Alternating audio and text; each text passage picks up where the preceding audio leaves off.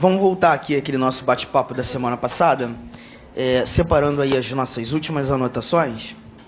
Dá uma conferida aí. Bom, a gente fechou a aula... Só abaixa um pouquinho o volume. A gente fechou a aula falando de nacionalidade, né? Na realidade, a gente só levantou como é que um indivíduo se mostra brasileiro, seja nato, seja naturalizado. Nós levantamos aquelas 3 alíneas lá do inciso 1º do artigo 12, né, falando dos 2 critérios de aferição de nacionalidade originária, ser chamado de nato pelo critério de solo, pelo critério de sangue.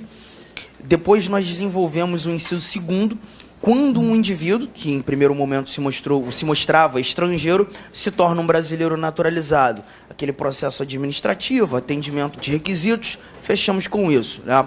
E o pontapé inicial da aula de hoje, a gente fecha esse primeiro assunto e já envereda para um outro, é justamente perguntar se um indivíduo, uma vez brasileiro, ele vai ser sempre brasileiro ou é possível perder a nacionalidade. Pode perder?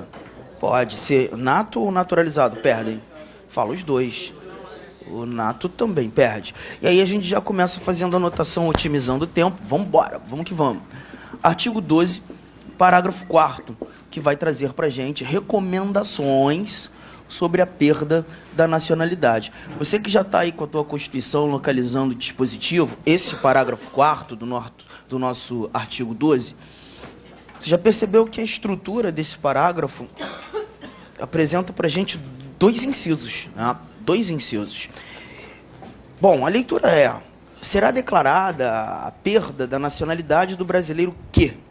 Inciso 1º, ele fala acerca do tiver cancelada a sua naturalização por sentença judicial em virtude de uma eventual atividade nociva ao interesse nacional. Percebeu, Ana? Tiver cancelada a sua naturalização. Esse nosso inciso 1º, claramente, muito simples, ele só está derrubando a nacionalidade de brasileiros naturalizados. Fica aqui um detalhe: somente brasileiro naturalizado perde sua nacionalidade por sentença judicial. Vai comigo anotando aí, sentença judicial. Por mais que o inciso 1º não te traga isso, nós sabemos que essa sentença judicial, ela precisa ter transitado em julgado, e é aquela sentença que vai fazer com que um indivíduo brasileiro naturalizado, em decorrência de um crime que eventualmente tenha cometido, perca sua nacionalidade.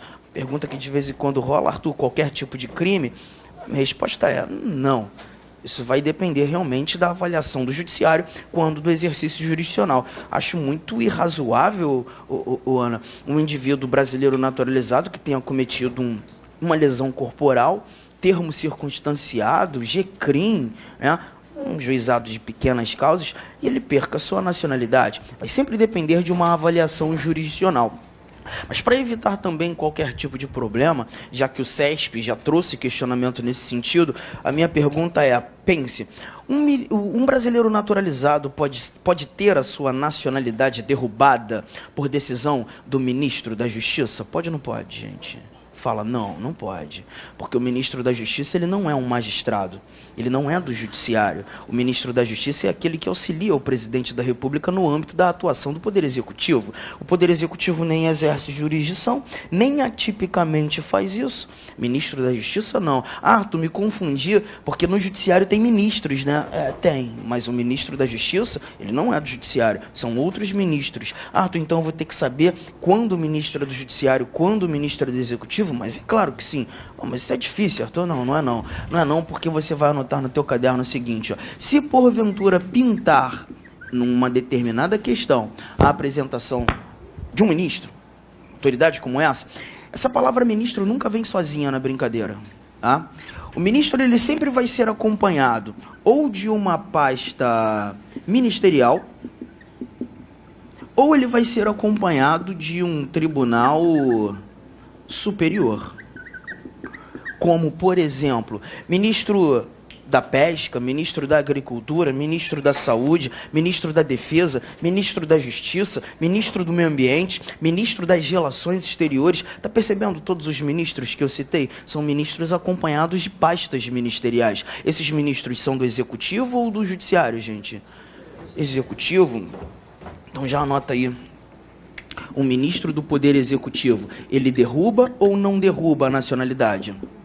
Não, mas se porventura pintar ministros do STF, ministros do STJ, ministros do TSE, até porque no escopo da legislação eleitoral existem crimes eleitorais que, se porventura consumados por um determinado indivíduo brasileiro naturalizado, ele poderia ser julgado pelo TSE e perder a sua nacionalidade. Ministros, tribunais superiores sendo apresentados, estes do poder judiciário, derrubam ou não derrubam, gente? Sim.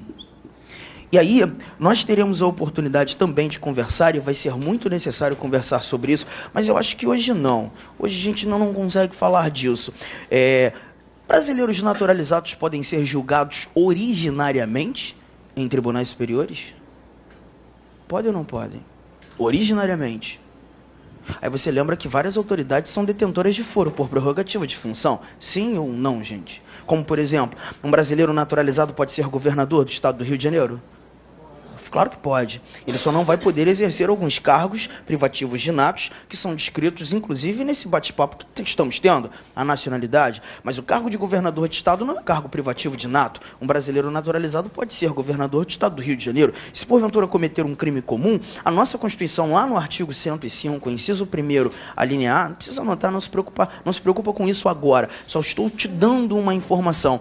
Diz que foro por prerrogativa de função de governador, STJ, esse brasileiro naturalizado seria julgado originariamente no STJ, além de perder o cargo de governador, ser preso, poderia muito bem, por decisão de ministros, perder a nacionalidade. Tamo junto, gente. Rápido, bate-papo bem objetivo. Vamos mais. Inciso 2º, traz mais uma possibilidade de perda da nacionalidade. Parágrafo 4º, inciso 2º. Nesse parágrafo 4º, inciso 2º, nós encontramos, mais uma vez, a abertura. Será declarada a perda da nacionalidade do brasileiro que, inciso 2º, diz assim, ó, adquirir outra nacionalidade. Essa é a regra. Essa é a regra. Uma vez que um indivíduo brasileiro adquira outra nacionalidade, ele tem tudo para perder a nacionalidade brasileira? Tem tudo. Sabe por que eu disse tem tudo? Porque existem exceções. Mas esse nosso inciso 2º, ele não estabeleceu se naturalizado, se nato. Quando a Constituição não estabelece distinção, a gente está olhando para qualquer um deles. O inciso 2º está atingindo tanto brasileiro nato quanto brasileiro naturalizado. Bastou que esse brasileiro tenha adquirido outra nacionalidade. Adquirir outra nacionalidade. Cláudio, só não deixa de anotar abaixo aqui, ó, entre parênteses, quando ele faz isso por livre e espontânea vontade. E é importante esse entre parênteses, porque eu acho que na semana passada, devo ter falado muito rapidamente, mas comentei, um brasileiro pode ter outra nacionalidade? Pode ou não pode? Pode ter mais de uma nacionalidade, a brasileira e outras. É por isso que é importante conhecer esse segundo e entender as exceções previstas na própria Constituição. A primeira exceção, que nos mostra um indivíduo brasileiro conquistando outra nacionalidade sem perder a nacionalidade originária brasileira, é quando ele busca reconhecer nacionalidade originária. Cuidado com essas terminologias, tá, gente? Quando eu busco reconhecer nacionalidade originária, eu desejo ser chamado de nato ou de naturalizado? Fala nato. Priscila me disse há um tempo atrás que, como o pai dela é alemão e a mãe dela é italiana, estavam no Brasil quando Priscila nasce aqui e não estavam a serviço de seus países, lembra da aula passada? Ela, por ter nascido em solo brasileiro, foi considerada brasileira nata, mas carrega o sangue alemão? Carrega o sangue italiano, avaliou a legislação desses dois países e percebeu que esses dois países carregam um critério e os sanguíneos. Ela pode ou não pode reconhecer a nacionalidade originária tanto da Alemanha quanto da Itália? E reconhecendo a nacionalidade originária, agora passando a ser chamada de alemã nata, italiana nata, ela continua sendo brasileira nata? Sim, não perde. Mas depois de ter reconhecido essas duas nacionalidades, ter uma polipatrídia, mais de uma nacionalidade, ela, vamos imaginar, vai à Argentina, se apaixona pela Argentina, deseja se tornar argentina, manifesta sua livre e espontânea vontade de se tornar argentina, pode perder a nacionalidade brasileira? Pode não, vai perder quando adquirir essa outra nacionalidade. Porque fez isso por livre e espontânea vontade. E é muito possível, bem razoável, que você perca também a alemã e a italiana, porque esse princípio, chamado princípio do pacto de fidelidade de vínculo nacional, não é algo exclusivo da Constituição brasileira. Isso é apresentado em muitas constituições, quando alguém manifesta sua livre e espontânea vontade de ser de outro, perder a nacionalidade primária, originária, de primeiro grau, deixar de ser nato deste primeiro. Tá claro, gente? A segunda exceção que você vai anotar aqui é quando rola a imposição de naturalização. Imposição de naturalização. Eu lancei o caixa alta ali no imposição, só para que você perceba claramente que a imposição vai de encontro à livre e espontânea vontade de ser de outro. Se estão te impondo uma nacionalidade, eu posso presumir que não era sua pretensão ser detentor dessa outra nacionalidade. A Paula, né, é uma funcionária da Petrobras, está lá na Bolívia exercendo atividades civis, né, nas instalações petrolíferas dessa nossa sociedade de economia mista, e o presidente boliviano do nada fica doido e, por decreto, vamos imaginar que lá existe essa possibilidade, ele simplesmente determina que ele não quer mais estrangeiro na Bolívia. Para continuar na Bolívia, todo e qualquer estrangeiro que até então lá se mostra presente vai ter que manifestar a vontade, vai ter que manifestar a pretensão de se tornar boliviano. Tenho certeza, Paulo, que não é teu sonho desde criancinha ser boliviana, mas para atender essa imposição, para o exercício de direitos civis naquela localidade, ela vai se tornar uma boliviana naturalizada e continua sendo brasileira nata, a segunda exceção. Tá, tamo junto, gente? Tranquilão, tá? Deixa eu te contar uma outra parada aqui importante também. Posso apagar esse lado? Galera, e o ritmo vai ser esse, hein? Vai anotando, prestando atenção, desejando perguntar para a aula, pergunta. Oi. Sobre a perda da nacionalidade, tem aqui no parágrafo 4 um decreto 3453 que delega a competência ao ministro da Justiça para declarar perda e requisição da nacionalidade brasileira. É possível, tá?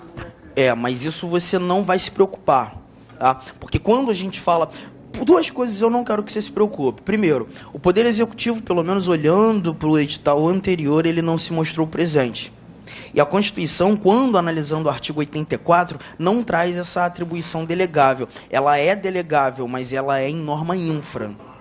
Em se tratando do direito constitucional, certamente isso não vai ser exigido. Agora, um outro detalhe que você me fez lembrar, e o CESP exigiu, é importante a gente lembrar. Galera, um brasileiro que tenha perdido a sua nacionalidade, brasileiro nato, e tem a pretensão de retomar a nacionalidade brasileira, voltar a ser brasileiro, ele pode? Mas ele volta como nato ou como naturalizado? Mas se o teu examinador for CESP, jura para mim que você não vai marcar isso? Jura para mim que você vai marcar que ele vai voltar a ser nato? Sério, Arthur? Sério. Falei, cheguei a comentar, né? Mas comentei nos bastidores. E eu já separei. Cláudio, ainda bem, cara. A gente nem combinou, mas tu me lembrou disso. Olha aqui. Vou repetir, mas vou repetir. Quem me pediu para repetir? Lendo a questão. No final do ano passado, Isabela, o CESP organizou o concurso para defensor público da União, DPU, finalzinho de 2017, e a questão foi essa. Brasileiro nato que tenha perdido a nacionalidade brasileira em razão de aquisição de outra nacionalidade, readquiri-la mediante o atendimento dos requisitos necessários, terá o status de brasileiro naturalizado. Foi justamente a resposta que você me deu. O camarada era nato, mas buscou readquirir a nacionalidade brasileira. A questão disse que ele se tornaria naturalizado. Tu acha que muita gente colocou como certa essa questão? Mas vê se dá para tu conseguir enxergar aqui na tela um errado escrito. Porque o CESP deu como errado. E a melhor coisa do mundo é a gente estar em sala de aula vendo esse tipo de coisa, vendo e avaliando questão anterior da banca, conhecendo o norte que a banca traz em se tratando de alguns dados. Guarda isso. Tamo junto, gente? Essa é a orientação do teu examinador. Arthur, de onde eles tiraram isso? De um precedente do próprio Supremo Tribunal Federal. E digo para você, o único precedente que o Supremo já teceu sobre esse assunto. Mas esse precedente é de 1986, quando o Supremo Tribunal Federal julgou um processo de extradição. Relatora a ministra Nery, à época, acho que já até faleceu. O que eu quero que você perceba é que esse precedente, ele vem de um momento pretérito à promulgação da Constituição brasileira atual. Acredito até que se o Supremo encarasse hoje essa discussão novamente, essa já não mais seria a orientação. A casa já está toda renovada. E se você pega alguns manuais de direito constitucional, você visualiza, inclusive, parte da doutrina, entendendo que ele deveria voltar como brasileiro naturalizado. Doutrina. Mas você já sabe como é que o CESP está cobrando e cobrou isso no final do ano passado. Guarda isso. Tamo junto?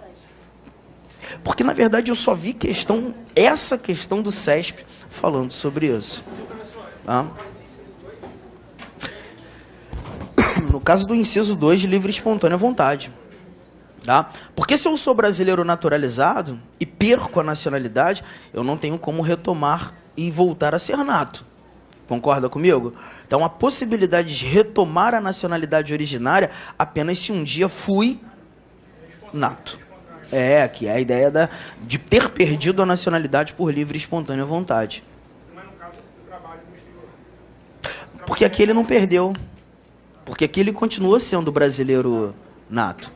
Tamo junto? A gente pode esperar esse número de cobrança da banca CESP? Cara, eu...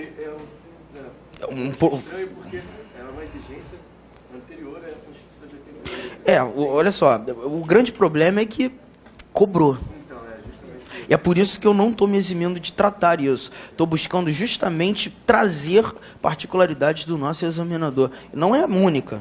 É porque eu estou preocupado com o tipo de cargo, né? Você falou que era para Sim. Pode ser que por conta do perfil do concurso, que nós aqui estamos nos preparando, não tenhamos esse tipo de cobrança. Mas ainda assim, prefiro pecar pelo excesso. Comentar, tá? Provavelmente nós tivemos. Não foi anulada a questão. Provavelmente não. Eu digo para você que certamente nós tivemos e mais. Uma enxurrada. Eu mesmo, se fizesse esse tipo de questão e perdesse, certamente eu iria buscar elaborar um recurso com base em doutrina contemporânea que traz essa fala de voltar a ser brasileiro, mas como naturalizado. Mas ela não foi anulada. Então é melhor a gente abraçar o CESP. CESP, tô contigo. Não concordo, mas tô contigo. Tá? Vem para cá. Parágrafo 1º, galera. Me ajuda aí.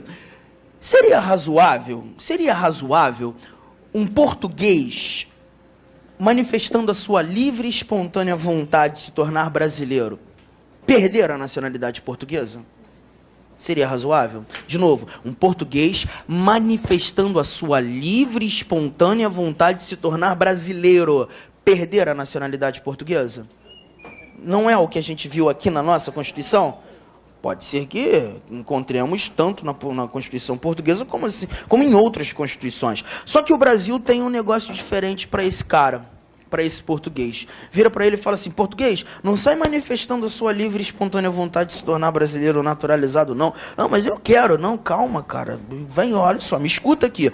A minha Constituição traz uma parada maneira, só não sei se a tua faz isso, né? Se a tua ordem jurídica traz. Ó, português, eu posso te permitir viver aqui no Brasil, adquirir direitos de um brasileiro, contrair obrigações de um brasileiro, mas o mais maneiro, português, é que você vai ter tudo isso sem ser brasileiro. Você vai continuar sendo um português, estrangeiro, mas como se fosse um brasileiro. Pô, maneiro, gostei, mas como é que a gente faz essa parada? Não, essa parada só vai ser possível se lá em Portugal você permitir com que brasileiros conquistem direitos de portugueses, contraiam obrigações de portugueses sem terem se tornado portugueses. Tem como a gente fazer essa troca? Troca não, fala direito. Para a tua prova a gente vai lembrar de reciprocidade. Ah, maneiro, gostei. E aí o português, depois de analisar, ele vai falar assim: cara, tem sim, tem como a gente fazer sim. Porque entre Brasil e Portugal, atualmente, existe essa reciprocidade. E aí eu estou percebendo que esse português vai poder exercer direitos de um brasileiro. Porque ele vai se tornar, nesse momento, não um brasileiro, mas um chamado português, o que a gente... equiparado. Só toma cuidado que o português equiparado ele não é brasileiro, ele é estrangeiro, mas ele é excepcionado e vai exercer direitos de um brasileiro. Arthur, não sabia que essa parada existia não? Existe sim. É só tu pegar aí um monte de edital desses anteriores, pega o último do MPU e analisa lá o... Em regra geral, nos editais sempre é o segundo tópico, dizendo requisitos a investidura ao cargo. Aí, quando tu analisar lá o cargo de técnico administrativo do Ministério Público da União, vai estar escrito assim, ó, ser brasileiro nato ou naturalizado ou atender o Tratado de Amizade Brasil-Portugal.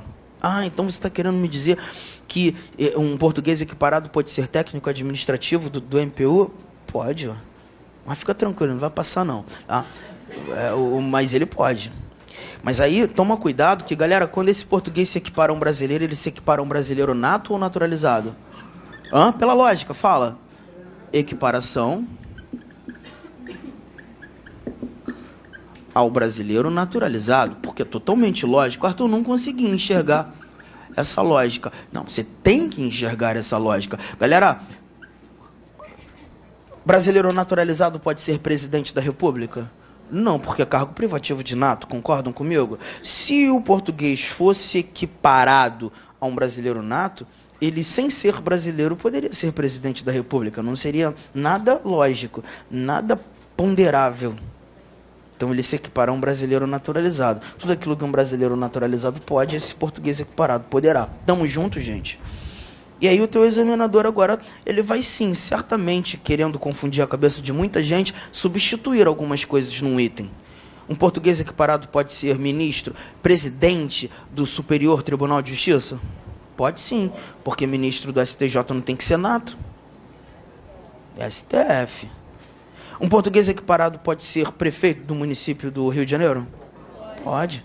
Um português equiparado pode ser ministro da Justiça? Pode. Ele só não pode ser ministro da Defesa. Para isso, você vai ter que conhecer as diferenças entre natos e naturalizados. Senão, o teu examinador vai te dar um checkmate. Ah, mas é coisa pra caramba. Não, para tua prova, nem tanto. Quer ver? Vou te mostrar agora. Pelo menos, tá? Tendo como parâmetro o edital anterior. A primeira diferença está no artigo 5º, inclusive. Então, anota assim, ó. Diferenças entre brasileiros natos e brasileiros naturalizados. Artigo 5º, Arthur, a primeira está lá. A primeira a gente retira do artigo 5º, inciso de número 51, que fala de uma tal de extradição passiva de brasileiros.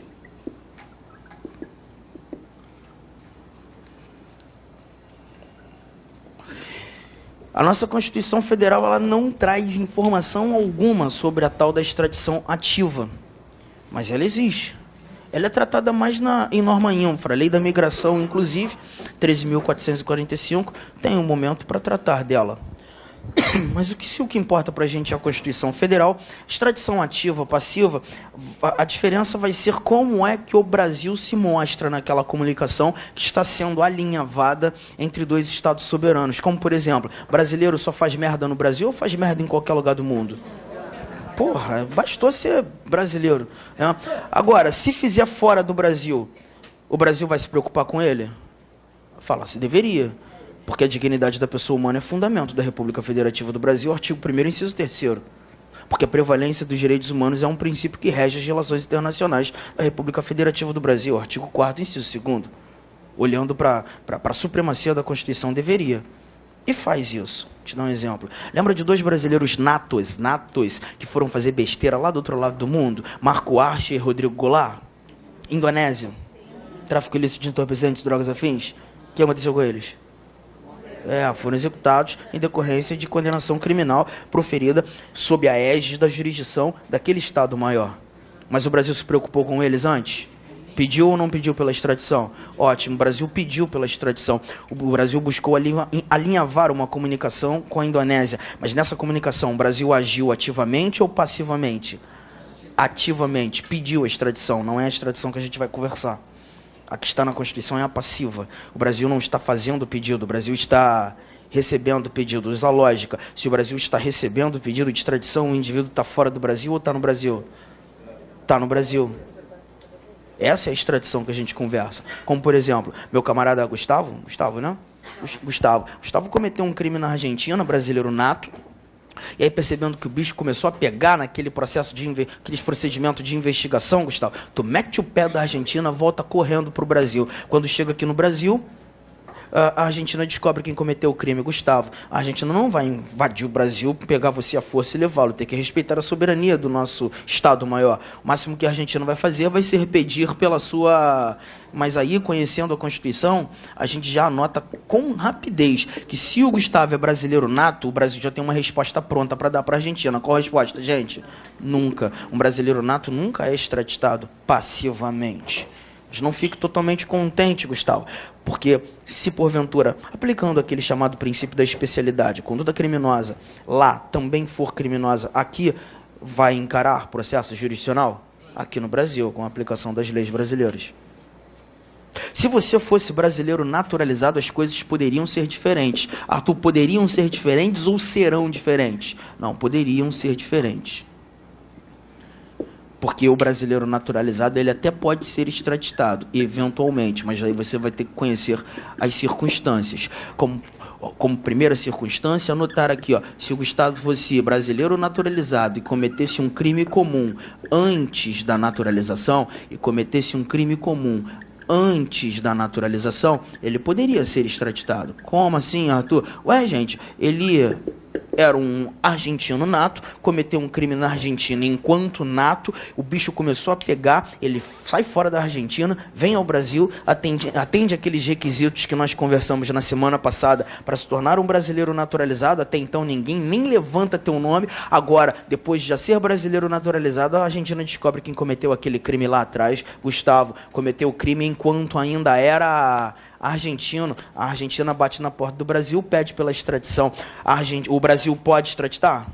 Porque ele cometeu o crime comum antes. Me ajuda, gente. Cuidado com os verbos. Itens do SESP muitas vezes atrapalham o candidato pelo verbo. Pode ou deve? Pode ou deve extraditar? Fala pode, porque a dignidade da pessoa humana é princípio que rege não apenas as relações internacionais da República Federativa do Brasil, assim como um fundamento. A dignidade da pessoa humana tem um peso gigantesco? Tem ou não tem? Inclusive em processos de extradição. Se porventura, aos olhos do Supremo Tribunal Federal, que é a corte competente para julgar originariamente processos de extradição, for mais digno ver o nosso amigo Gustavo, brasileiro naturalizado, que cometeu o crime comum sendo julgado no Brasil, pode ser que seja negado. Não é uma obrigação extraditá-lo, é uma possibilidade. Estamos juntos, gente?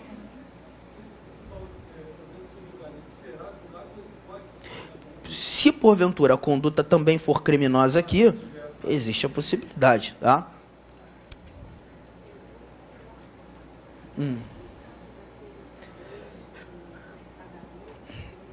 Pois é, a tua lembrança foi muito boa. Isso só mostra pra gente que o Brasil não tem a obrigação de extraditar. E olha que esse cara que se levanta do trem pagador, Ronald Biggs, ele nem brasileiro era. Ele era inglês. E quem pede por sua extradição é o seu próprio país. E o Brasil diz não. Porque a dignidade da pessoa humana pesou. Porque aquela conduta, tipificada como criminosa na nossa legislação, aos olhos da legislação brasileira já tinha sofrido prescrição. Não seria razoável extraditá-lo para ser julgado por uma conduta que para a gente já prescreveu?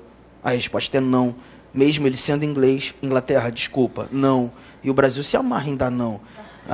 Pra caralho. Eu não vou ficar trazendo esses cenários, que senão a nossa aula virou uma conversa. Mas, ó, é só você jogar no Google, no teu intervalo, um pouco sobre Salvatore Cacciola, italiano. O Brasil deu não para a Itália. É só você jogar no Google informações sobre Cesare Battisti, italiano.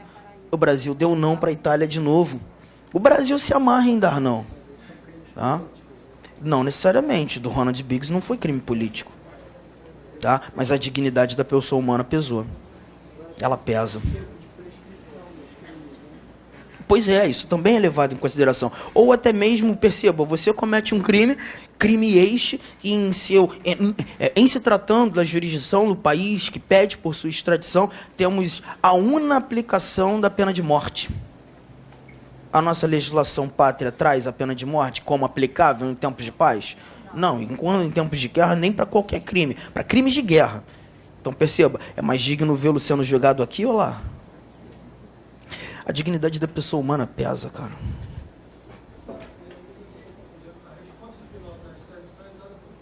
O presidente da República é aquele que vai realmente estabelecer esse ato internacional bilateral.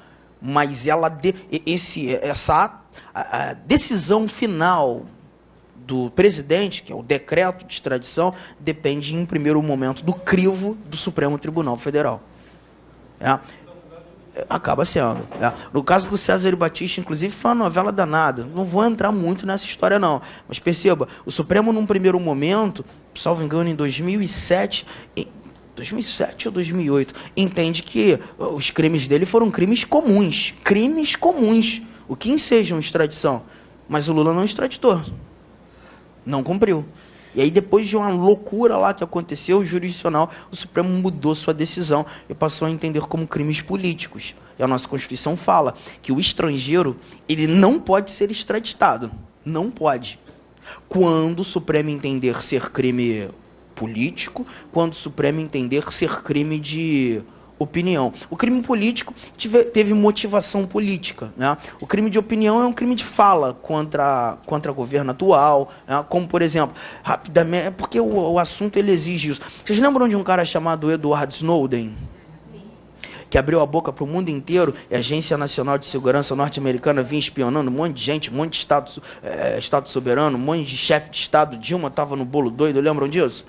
Pois é, ele foge dos Estados Unidos porque a conduta dele, dessa fala, a legislação norte-americana configurava crime de espionagem. Vai lá para a Rússia. Não sei se tu ouviu também, leu alguma coisa nesse sentido. Eu lia, não sei se... li por alto, que a pretensão dele era vir para o Brasil, viver no Brasil, né? Que, salvo engano, o namorado dele é brasileiro e disse até um comentário aí em mídia internacional que ele fez pedido ao Ministério da Justiça para ter o asilo político aqui. Só que o Ministério da Justiça falou que não recebeu pedido nenhum, não sei o quê. Tem de vezes que tem que se fazer de demente. Porque, pensa só, porque se você atende o pedido de Edward Snowden e ele vem para o Brasil, é muito razoável que, se porventura os Estados Unidos pedissem por sua extradição, o Brasil entendesse que a conduta dele configurava crime de opinião. E se o Supremo entendesse crime de opinião, teria que dizer sim ou não para os Estados Unidos. Dizer não para os Estados Unidos é maneiro? Então faz de demente. Pô, recebi nada não, tô nem ligado. Esquece essa porra. Tá vendo? É a ideia da dignidade da pessoa humana. Deixa eu continuar. Crime comum cometido... Mas tem mais uma possibilidade aqui, que é uma conduta específica criminosa. O tráfico ilícito de entorpecentes. E esse aqui não me interessa o momento da consumação, seja antes ou depois da naturalização, antes ou depois da naturalização, é possível. E esse brasileiro naturalizado seja naturalizado. Olha a palavra que eu usei, é possível. E você já sabe por que eu estou falando assim. E por que eu levantei o artigo 5º, inciso 51? Você percebe ou não diferença entre nato e naturalizado nesse dispositivo? Pois é a primeira diferença estabelecida no texto constitucional. Tem mais diferenças, e essas outras diferenças eu vou começar a trazer aqui. Eu vou continuar, melhor, anotando. Parágrafo 3º. Agora sim, tratando dos cargos privativos de brasileiros natos. Eu sei que para muita gente esse papo aqui é bobo, já está tranquilo, mas eu te peço licença porque o teu colega pode estar vendo isso pela primeira vez, tá? E lembrar que essa lista você tem que guardar, precisa decorar. A gente até comentou um pouco dessa lista na semana passada, mas a introdução foi, na sexta passada, cargos eletivos privativos de natos. Lembram disso? Naquele primeiro momento eu me restringir apenas a tratar dos cargos eletivos. Aqui eu não trouxe a palavra eletivo, aqui nós preencheremos todos os cargos. E aí começo trazendo aquele que você já está ligado, que obviamente precisa ser brasileiro nato, presidente da República, se necessário for, será substituído pelo vice-presidente da República, não apenas substituído, assim como sucedido. Me ajuda, gente. O teu examinador vem e traz assim, ó, o único sucessor definitivo do presidente da República, o único sucessor definitivo do presidente da República é o vice-presidente, certo ou errado? O único sucessor definitivo do presidente da República é o vice-presidente, certo ou errado, gente? Certo! Ele é o único que sucede definitivamente, porque esse que vem aqui, ó, o presidente da... Fala, gente. Da Câmara dos Deputados. Outro, o presidente do Senado Federal. Outro... Tá, mas aqui, desculpa, eu não vou botar presidente, não, eu acho que você sabe por quê. Eu vou botar ministros do STF, porque não apenas o presidente do STF tem que ser nato, os 11 ministros. Essa presidência é alterada de 2 em 2 anos, sim ou não? É, obrigatoriamente. E são apenas 11 ministros. E o lapso temporal é gigante, porque um cara pode chegar no Supremo com pelo menos 35 anos de idade, e a idade limite para atuar exercendo jurisdição 75. Porra, dos 35 aos 75, são apenas 11 ministros. Essa presidência altera obrigatoriamente de 2 em 2 anos. É razoável entender que os 11 ministros terão a oportunidade de passar pela presidência da corte? Então que todos eles sejam natos. Porque quando um deles for ali, estiver ali, sentado naquela cadeira central, daquela sala bonita de audiência, o presidente do Supremo terá a oportunidade de substituir o presidente da República, gente? Sim ou não? O Júlio me lembrou, agora antes da aula, um detalhe que eu fiquei de falar na semana passada, achei o momento. E não falei. Lembra que eu comentei que desde o dia 7 de abril desse ano, o Rodrigo Maia, presidente da Câmara, o Eunício Oliveira, presidente do Senado, não estão substituindo o Temer? Eu falei disso, disse até que iria explicar, mas não expliquei. Lembra quando a gente falou da inelegibilidade reflexa? São inelegíveis no território de jurisdição do titular, cônjuge de parentes consanguíneos ou afins, até o 2º grau por adoção, presidente da República, governador de Estado, território e Distrito Federal, prefeitos, ou quem os haja substituído dentro dos 6 meses anteriores ao pleito. Presidente Temer, quem é o nosso vice-presidente? Fala, não tem. E se o Temer tiver que ser substituído, o primeiro indivíduo que contaríamos seria quem? Rodrigo Maia, presidente da Câmara. Mas se ele substituir nesses 6 meses anteriores ao pleito, ele se torna presidente? Fala, não. Mas ele exerce as funções da presidência? Se ele colocou o pé um dia na gestão, por substituição, ele já vai jorrar inelegibilidade para o seu núcleo familiar e pode até atrapalhar a sua própria candidatura, se tem pretensão de vir como candidato no dia 7 de outubro. Então, desde o dia 7 de abril, nem o presidente da Câmara, nem o presidente do Senado vem substituindo o presidente da República por atendimento ao dispositivo constitucional. Estamos juntos? Fechou a lista, Arthur? Não.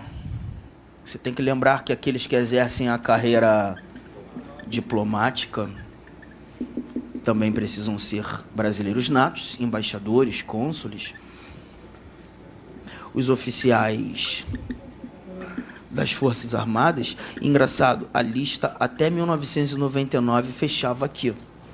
Mas em 1999, com o advento da Emenda Constitucional 23, apareceu esse cara aqui, ó, Ministro de Estado da Defesa. Arthur, por que ele apareceu? Porque até 1999, quando você via uma propaganda das Forças Armadas na televisão, Marinha, Exército, Aeronáutica, quando acabava a propaganda, aparecia aquele brasão, né, bonito, no centro da tela, e abaixo estava escrito assim, ó, Ministério do Exército, o Ministério da Marinha, o Ministério da Aeronáutica. Hoje já não está mais escrito isso, não sei se você já percebeu. Não está escrito Ministério da Marinha ou do Exército da Aeronáutica, está escrito Ministério da Defesa. Abaixo, Comando do Exército, Comando da Marinha, Comando da Aeronáutica. Até 99, as 3 armas eram ministérios. Foram rebaixadas a comandos vinculados ao ministério que nasceu, o Ministério da Defesa. O constituinte derivado reformador, aquele que altera a Constituição, então achou razoável ampliar essa lista e trazer o seguinte: se um oficial das Forças Armadas obrigatoriamente deve ser o chefe deles agora, no ministério que atenderá às armas, seria razoável que também passasse a ser o ministro de Estado da Defesa. Entra nessa lista, entra por inserção, emenda constitucional 23 de 1999. E aí, o CESP, percebendo que o candidato vai estudar isso, vai lembrar disso, vai buscar fazer eventuais associações, ou pode buscar fazer eventuais associações, trouxe uma questãozinha no final de 2016, na prova do STJ, e essa questão, ela atrapalhou certamente muita gente. A questão era mais ou menos assim, pensa, Andresa, você é uma embaixadora brasileira, tá? Se embaixadora, uma certeza eu tenho, você exerce cargo na carreira diplomática, é brasileira nata, não posso esquecer, se você é embaixadora brasileira, você atua no Ministério das Relações Exteriores. Galera, me ajuda, esse ministério tem um chefe? Tem, que é o ministro de Estado? Sim, que é o ministro de Estado das Relações Exteriores. E foi justamente essa associação que o SESC buscou fazer. Presta atenção, vê se é razoável. Se a Andresa, embaixadora, é obrigatoriamente brasileira nata, o chefe da Andresa, chefe da pasta onde ela atua, obrigatoriamente também deverá ser. Certo ou errado, gente? Mas a associação é muito razoável que te faça marcar sim? Mas é não. Porque o único ministro de Estado inserido nessa lista, qual é, gente? Acredito que a partir do ano que vem pode ser que você tenha novidade para provas, porque existe um projeto de emenda constitucional que foi iniciado, protocolizado no ano passado, 2017, é a PEC 378. Pretensão dessa PEC, aumentar essa lista de cargos privativos de natos. Daqui a pouco eu vou estar aqui em sala dizendo para você que para ser governador, vice-governador de Estado do Distrito Federal tem que ser nato, que para ser senador tem que ser nato, e para ser ministro de Estado das Relações Exteriores também tem que ser nato. Por que daqui a pouco, Arthur? Porque ainda é PEC, ainda é projeto de emenda. Não. Nessa PEC, não sei, mas provavelmente deve ter, né? São 5.568 municípios nesse país, mas pode ser que tenha. Assim como você tem visto, tem ouvido muito sobre um camarada chamado Félix Fischer. Tem ouvido. Porque é o ministro da STJ que vem tocando os processos que tem como parte o Lula no Superior Tribunal de Justiça. Só que o Félix Fischer, ele não é brasileiro nato. Ele é brasileiro naturalizado, ele era alemão. E a gente já sabe que a carreira dele realmente vai acabar no STJ. Porque acima do STJ tem quem? E lá ele não pode pôr o pé. Tá? Enfim...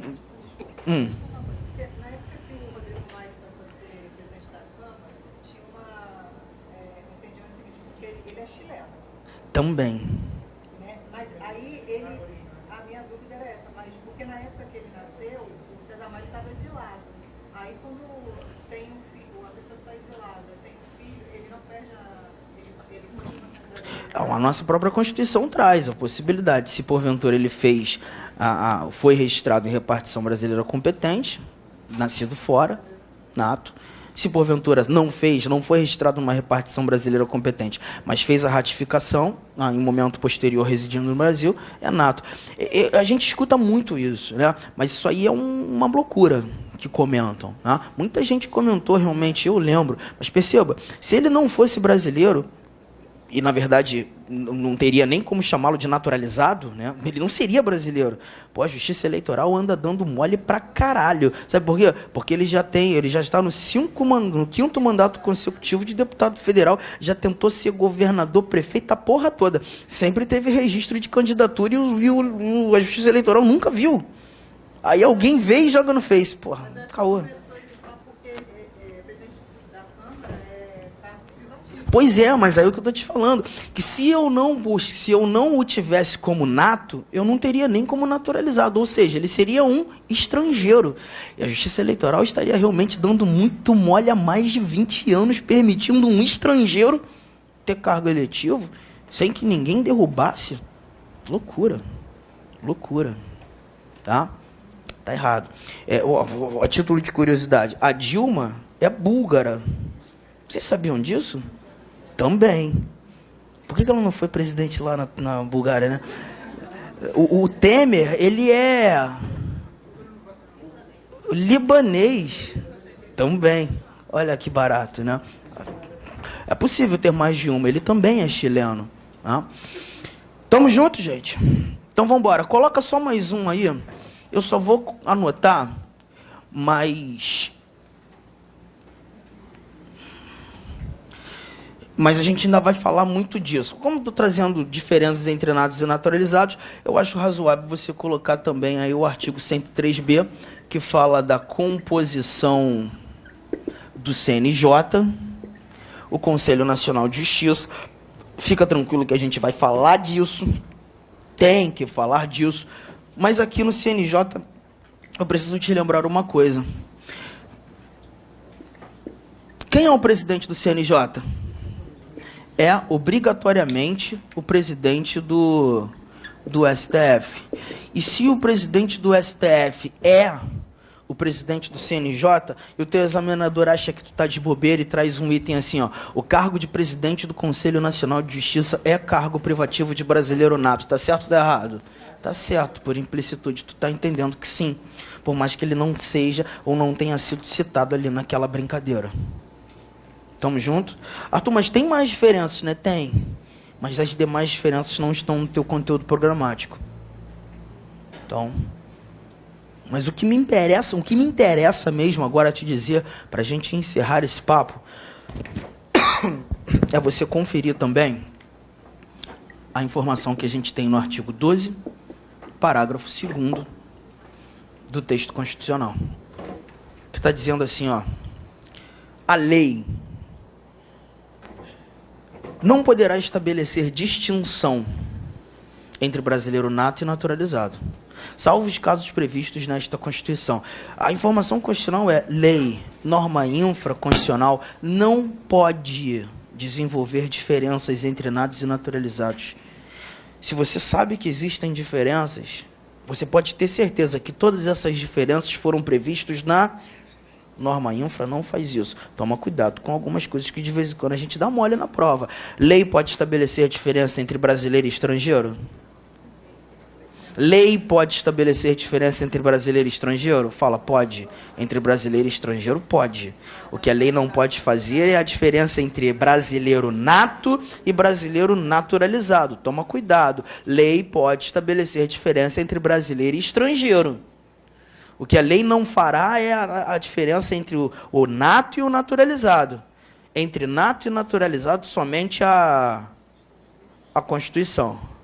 Tamo junto? Legal? Vamos embora então inventar uma questão?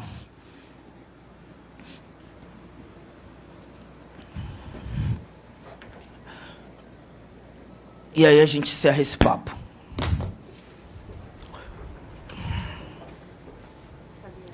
Fabiane, gente, olha pra cá a história da Fabiane. A Fabiane começa a minha história como uma argentina nata, tá, Fabiane? Aí, lembra aquela época que o teu país estava sofrendo a beça, uma recessão danada, Cristina lá? Pois é, tu mete o pé da Argentina, estava cansado daquele lugar. Vem pro Brasil, porque estavam dizendo aí na mídia que o Brasil é um país emergente, a época, crescendo a beça, tirando onda, e aí você vem pro Brasil tentar a sorte. Manifesta a sua livre e espontânea vontade de se tornar uma brasileira naturalizada e conquista. E aí vou dizer até na minha questão aqui, que você, quando conquistou a nacionalidade brasileira, deixou de ser uma argentina. Só que as coisas mudaram. A Argentina deu uma melhorada, o Brasil ficou na merda, né? E aí você, sem emprego, passando um sufoco danado no Brasil, se matriculando para passar, tá? Para estudar para concurso público. Brasileiro naturalizado pode ter cargo efetivo? Pode ou não pode?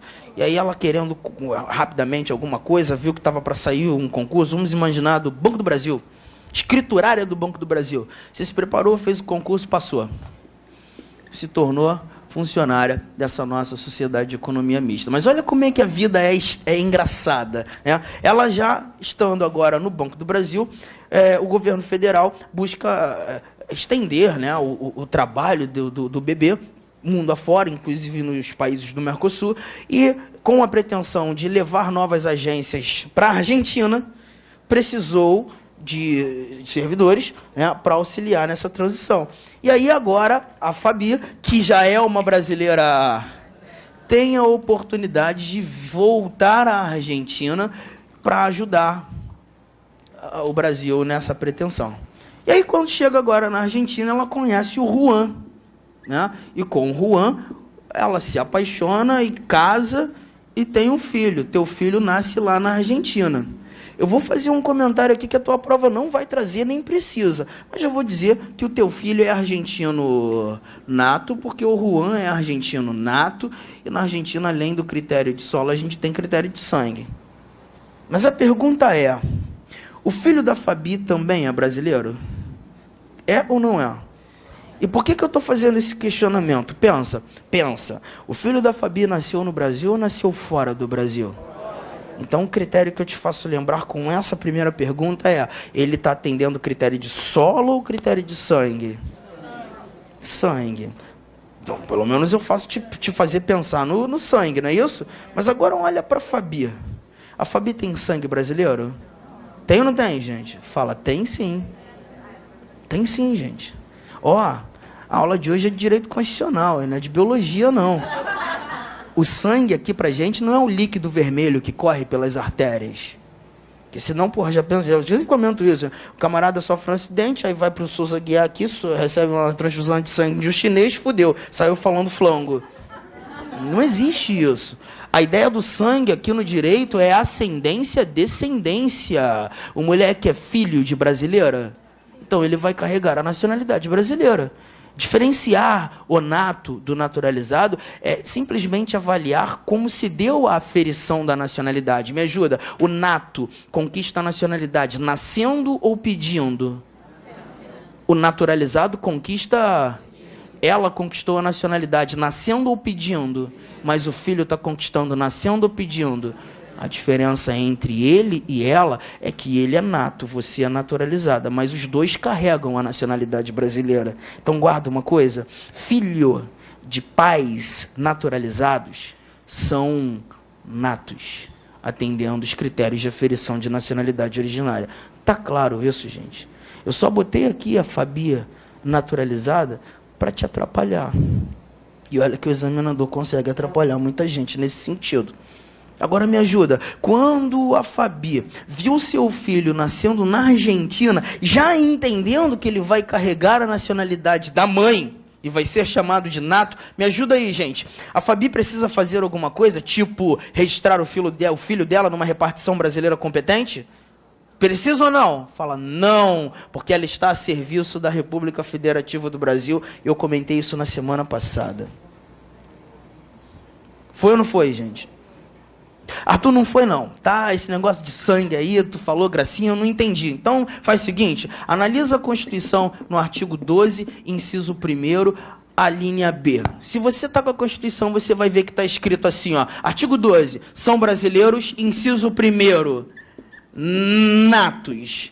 E a linha B fala assim, ó, os nascidos no estrangeiro. O filho da Fabi nasceu no Brasil ou no estrangeiro? Aí fala assim mais, ó, filho de pai brasileiro ou mãe brasileira, um ou outro. A mãe é brasileira? Desde que qualquer deles esteja a serviço da República Federativa do Brasil. Não, essa parte aí de estar a serviço eu entendi. O que eu não entendi é dela ser naturalizada. Então volta no pai brasileiro ou mãe brasileira. Localizou mãe, não é aí? Tá escrito mãe brasileira nata? Não? Tá escrito só mãe o quê?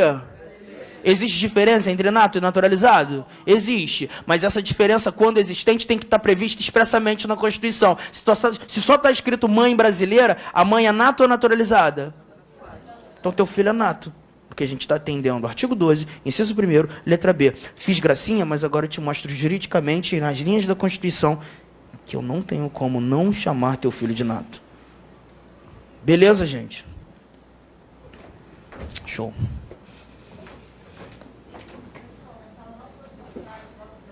Aí ela teria que fazer o registro. teria que fazer o registro do filho numa repartição brasileira, e ainda assim o filho seria, quem me chamou, quem falou comigo? Seria considerado brasileiro nato. E se não estivesse a serviço e nem fizesse o registro do filho numa repartição brasileira, teríamos a oportunidade de ver o filho dela vindo ao Brasil, residindo no Brasil e fazendo uma ratificação da nacionalidade brasileira, justiça federal, a partir da maioridade, e seria considerado nato. Tá? Galera, na aula passada, nós começamos o curso com 2 pilares: a forma de governo e o sistema de governo. E esses 2 pilares já nos permitiram falar e a gente já falou de coisa pra caramba. Só que ainda tem mais um pilar que também vai nos favorecer em falar sobre um outro assunto que faz parte do nosso conteúdo programático e que é um assunto que muita gente odeia no direito constitucional, que é aquela parte da organização do Estado, que traz para a cena as competências das unidades da federação, aquela porra chata de competência privativa, exclusiva, comum, concorrente, um monte de inciso que a gente tem que acabar decorando, né? Pois é, e o que vai nos fazer conversar sobre isso é a nossa forma de Estado, federação. Assim como fiz na semana passada, quando falando da forma de governo e do sistema de governo, forma de governo eu falei que era o veículo condutor da gestão república. Mas aí também falei que um veículo precisa de um motorista, precisa de alguém para dar direção. E o sistema se mostra como a direção, o sistema presidencialista. Eu sempre trago esses verbetezinhos, né, para tentar facilitar o entendimento do que significa o pilar. Aqui também teremos forma de Estado.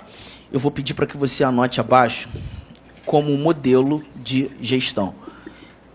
Modelo de gestão. E aí, gente, te peço licença porque de vez em quando eu acho que a informalidade ela nos permite entender mais as coisas e melhor as coisas.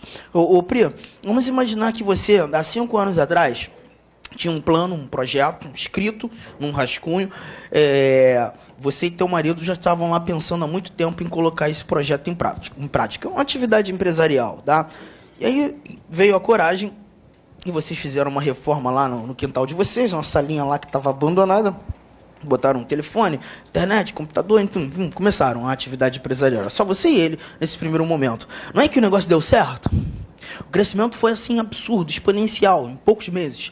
E aí aquela sala já não era mais o local apropriado para dar continuidade à atividade, já saiu da salinha do quintal, foi para o centro comercial do bairro que você reside, que é um bairro extremamente residencial, alugaram ali um prédiozinho com 2 andares, 4 salas, contrataram uns 10 funcionários e continuaram. Vou resumir, Paula, já se passaram 5 anos, ela já não mais está nesse prédiozinho de 2 andares lá do bairro residencial. Ela já está aqui, ó, Cinelândia, coração do Rio, um prédio de 8 andares, tem 7.439 funcionários, é rica pra caramba, está aqui só para prestigiar a aula do amigo. Mas perceba a evolução da história. Ela começou essa atividade há 5 anos atrás e já precisou de um modelo de gestão? Lá no início de tudo? Sim ou não, gente? Mas o modelo de gestão que ela aplica hoje no negócio, nessa empresa que evoluiu, é o mesmo modelo de antes? Também precisou evoluir? Show, então eu consegui te mostrar o que eu queria. Eu só quero que você substitua algumas coisas. Substitua a empresa da Priscila pelo Brasil. Entenda o Brasil como uma empresa, fica mais fácil. Uma empresa que nasceu em 1822. E o primeiro contrato social dessa empresa, chamado Brasil, surge em 1824. Contrato social, Constituição. Né? Só que nesse contrato social primeiro, brasileiro, de 1824, um primeiro modelo de gestão foi apresentado. Só que esse primeiro modelo de gestão, ou juridicamente chamando de... Mas eu quero informalizar. O primeiro modelo de gestão foi um chamado Estado unitário, descentralizado administrativamente. Aí tem coisa que não dá para fugir da doutrina, né? Assim você encontra em manuais. Estado unitário, descentralizado administrativamente. Mas não tem nada difícil não, gente. É só você começar a buscar significado das coisas. Estado unitário. Unitário, te lembra o quê?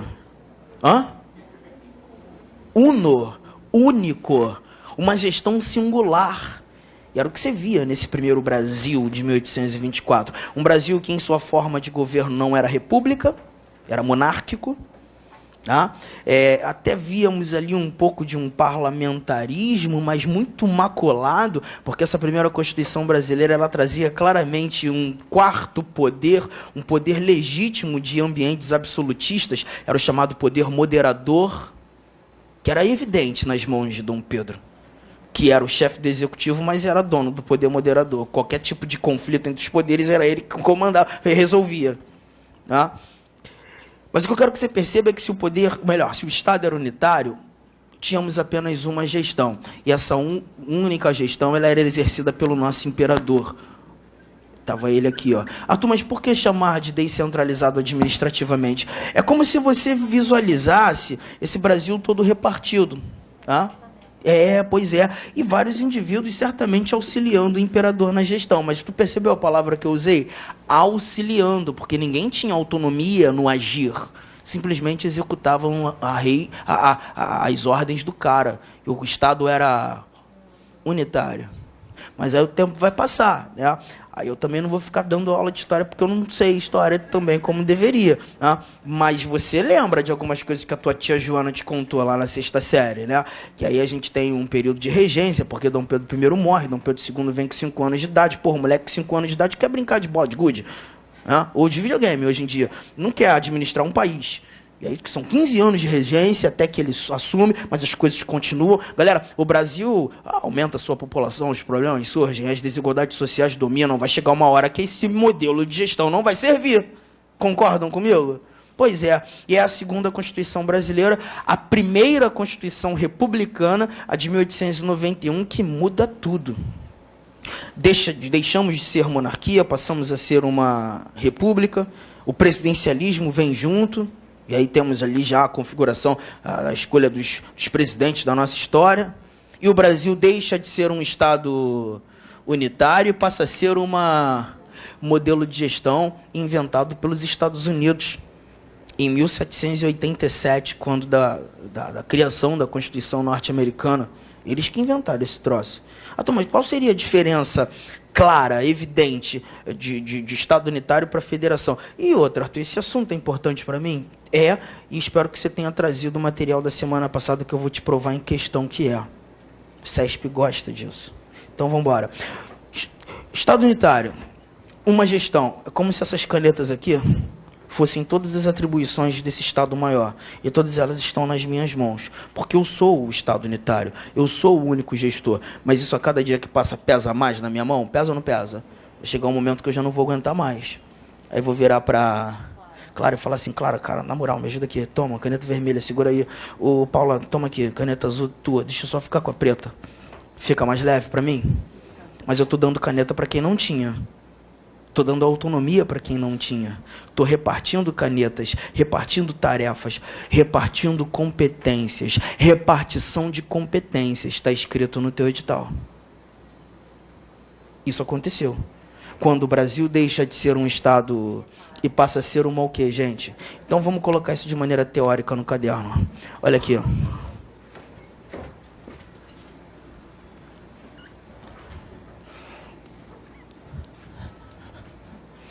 O Brasil começa como um Estado unitário. Vamos levantar características. O Brasil, Estado unitário, já se mostrava um Estado maior, soberano, independente? Sim ou não, gente? Sim.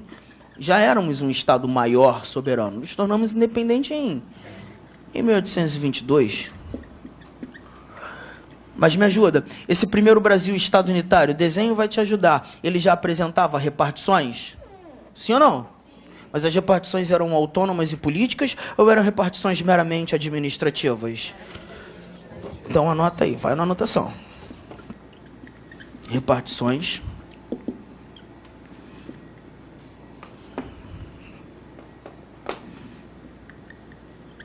administrativas subordinadas ao governo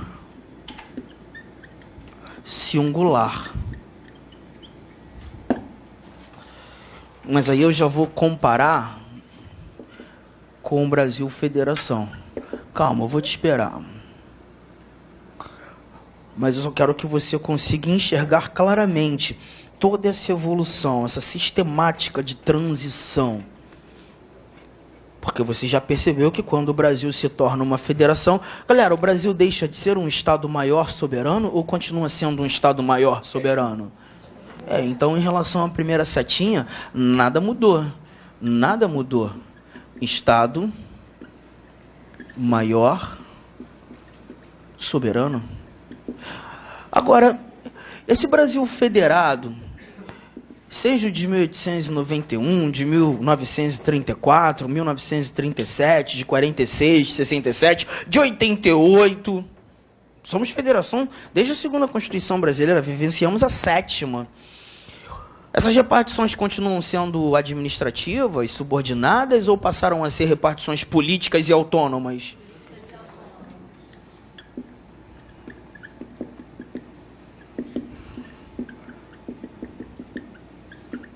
Eu só não estou conseguindo entender que repartições são essas. Galera, são as unidades da federação.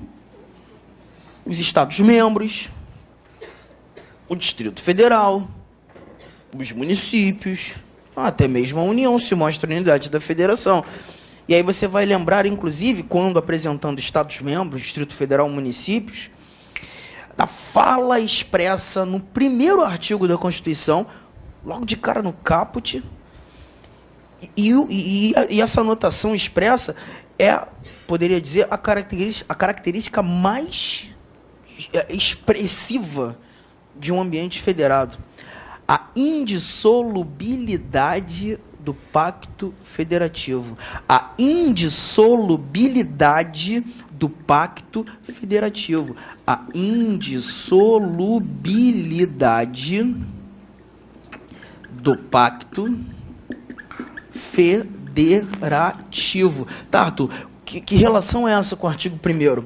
A República Federativa do Brasil, formada pela união indissolúvel dos estados, municípios e Distrito Federal. Tá, mas por que você está trazendo como característica? É isso que eu não entendi. Porque essas repartições, essas unidades da federação, elas têm autonomia. E é preciso entender que a autonomia é diferente de soberania. A soberania é um poder ilimitado.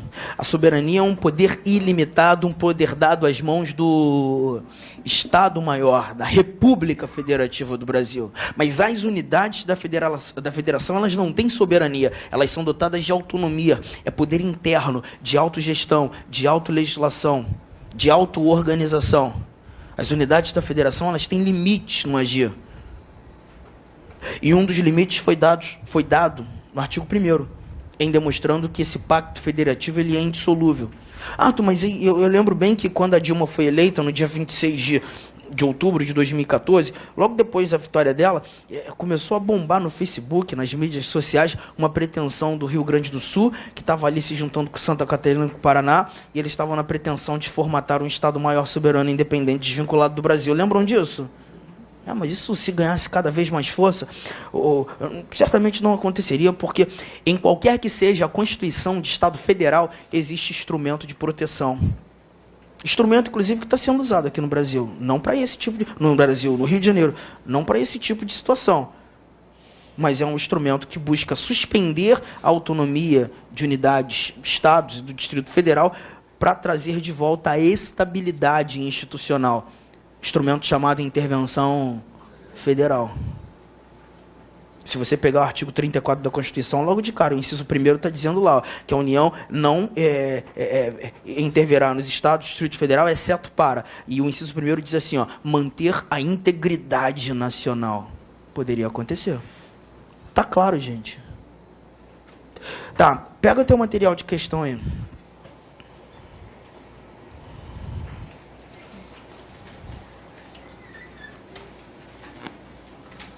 Deixa eu só dar uma conferida aqui.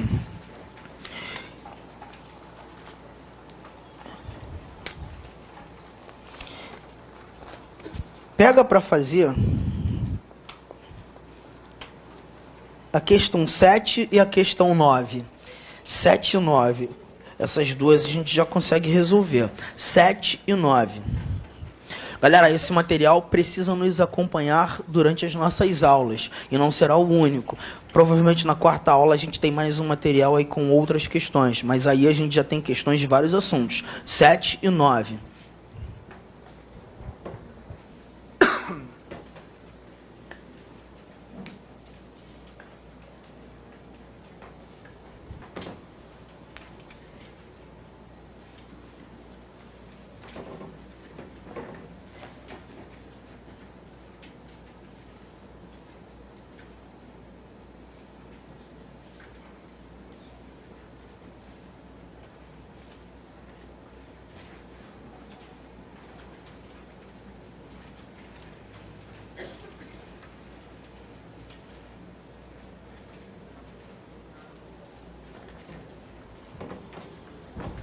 E aí, gente, essas duas aí, tranquilas? Posso com vocês? Posso só atrapalhar? Só vir aqui pra cá. Então, acho que estou enxergando bem aqui, a gente já mata juntos. Questão 7, diz assim, ó. A forma federativa de Estado adotada pela Constituição Federal consiste na descentralização política e na soberania dos Estados-membros, os quais são capazes de se auto-organizar mediante a elaboração de constituições estaduais. Os Estados, eles têm essa auto-organização? Auto-organização, auto-legislação, auto-administração, lembra? A gente falou. Mas está certo que você leu aí? Não, porque está dizendo que Estados-membros são dotados de quê? E eu te falei que a auto-organização, auto-legislação, auto-administração é requisito da autonomia, porque os Estados-membros são dotados de autonomia e não de soberania, está errado. Soberania, República Federativa do Brasil, Estado Maior. Ok? Já a questão 9,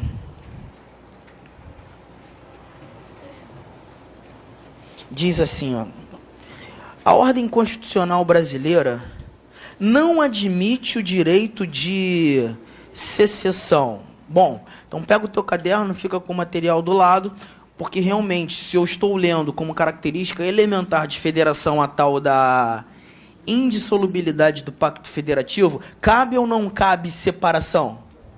Então você vai lançar aqui, ó, a não existência do direito de separação. Não, bota de melhor.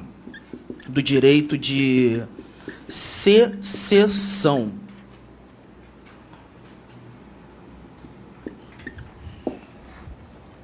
A não existência do direito de secessão.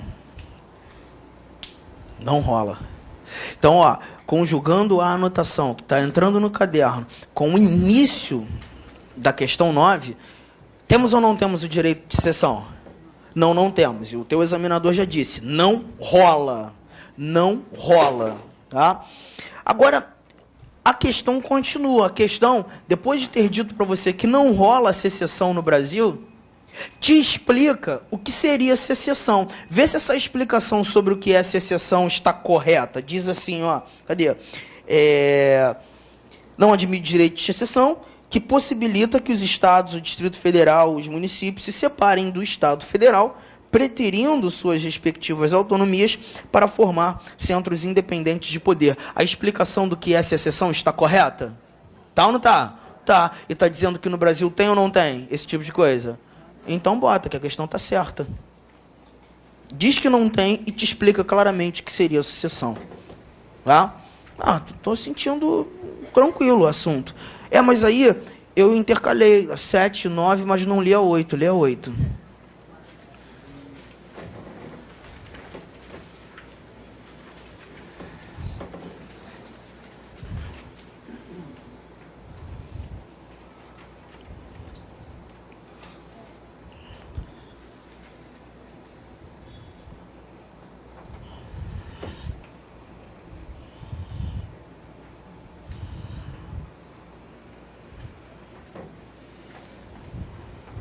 Viu aí?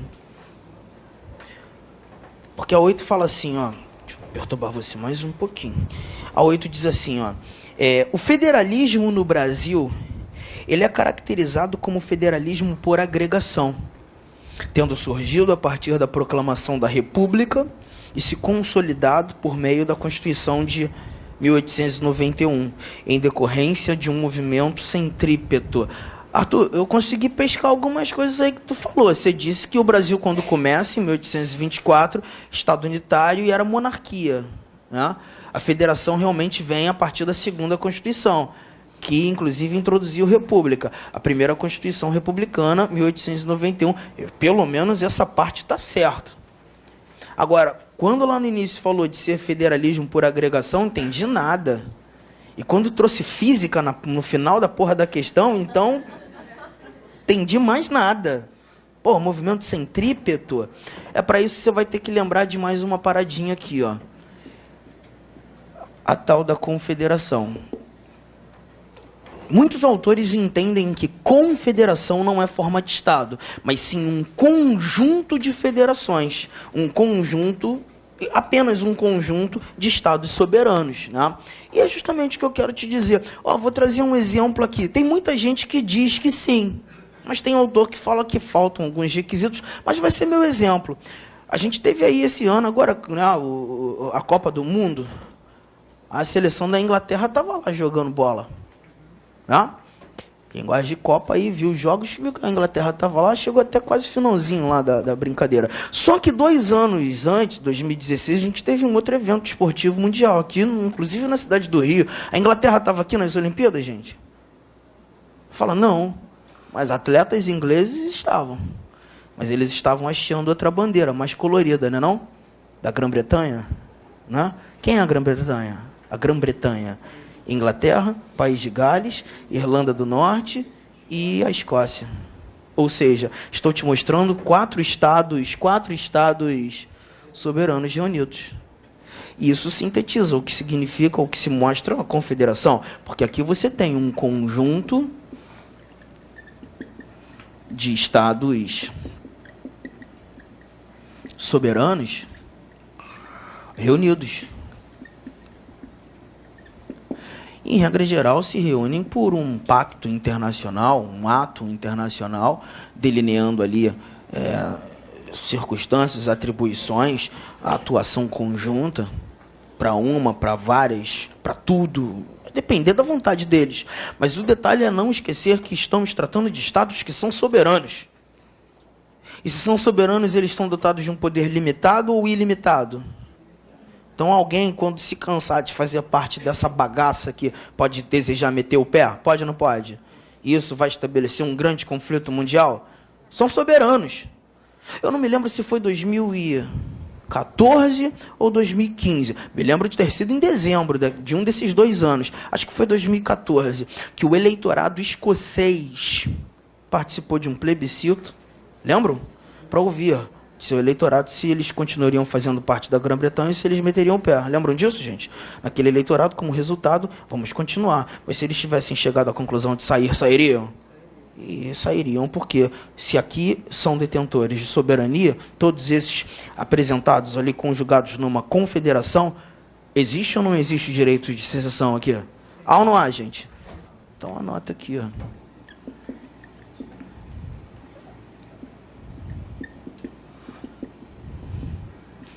Secessão. Engraçado, né? Quando a gente fica falando secessão, cara, a lembrança da tia Joana é grande. Porque tu lembra naquelas aulas de história quando ela te falou sobre a independência dos Estados Unidos, né?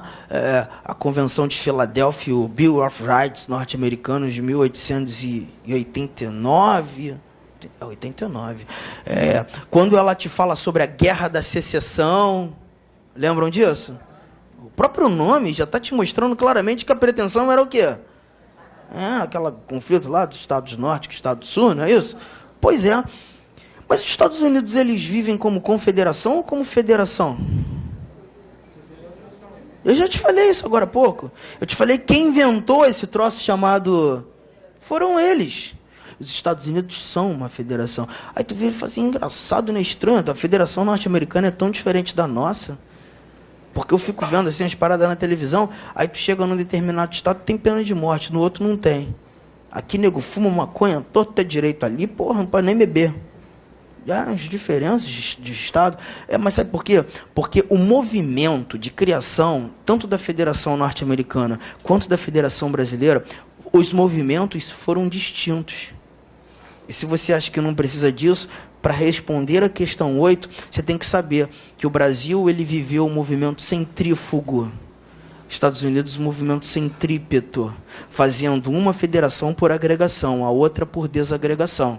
E o CESP te cobrou. Como é que eu vou guardar? Não, tu tem duas maneiras. Ou você decora, ou você olha para o quadro e entende.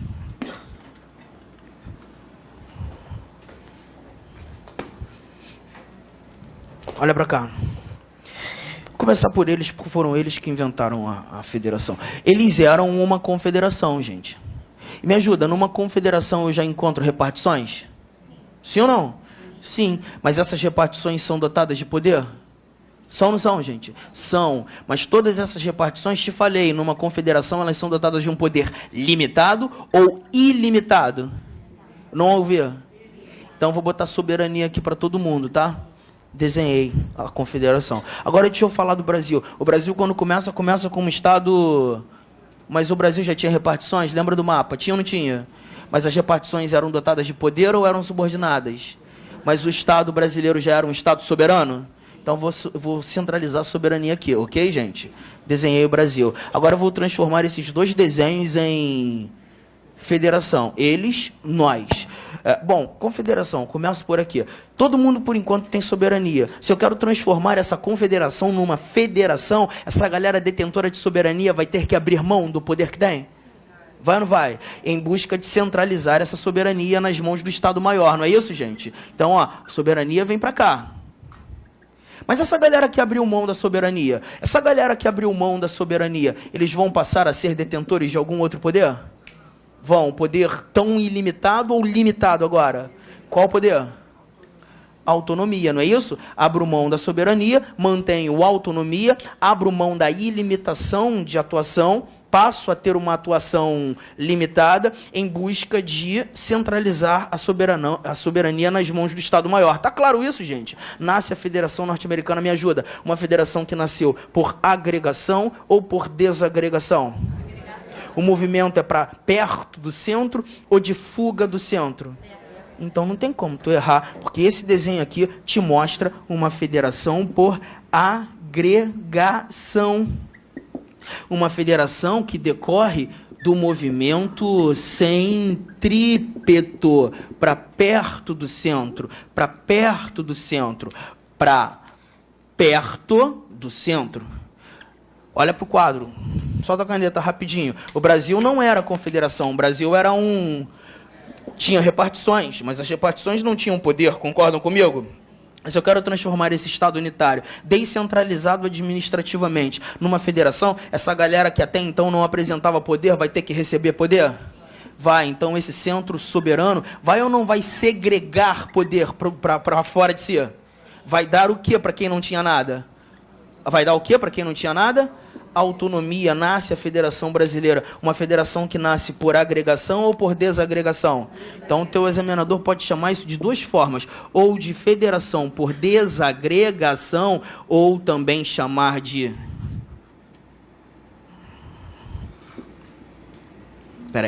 desagregação ou segregação.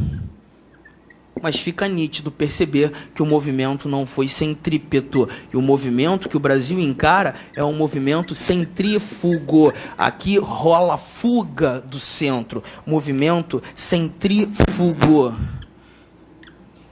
E eu não sei se isso é realmente tão difícil assim. E não tem como você esquecer, porque lembrar que o Brasil começa como um Estado unitário. Unitário te lembra o quê? Uma gestão. Hoje você só tem uma gestão ou várias gestões? Presidente da República é gestor? Os 27 governadores são gestores? Os 5.568 prefeitos são gestores? Uma gestão para várias gestões. Olha o movimento de desagregação. Olha o movimento de fuga do centro. Não tem como errar um negócio desse nunca, jamais. Você tem duas coisas para fazer quando estuda. Ou decora, ou entende. Mas eu acho que quando você entende... você nunca mais esquece. questão 8 está errada. E muito errada. E evidentemente errada.